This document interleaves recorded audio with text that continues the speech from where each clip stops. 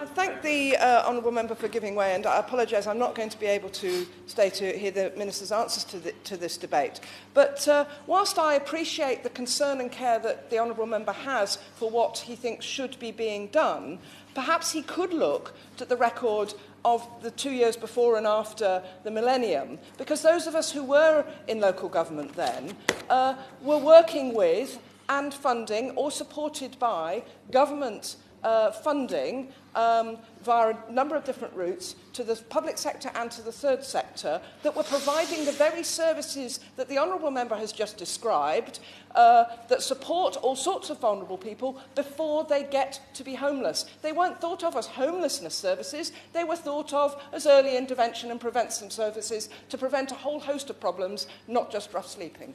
Yeah, well, I thank the lady for that intervention. And as I mentioned, there are a number of interventions that were made under the last government which were helpful. But I do genuinely believe that throwing money at the issue, which I think the last government did as much as any other government successive to that did do, it's not wholly the answer. And it worked in terms of acting like a painkiller, in terms of masking the pain. But what it didn't do is address the underlying... Yes, of course.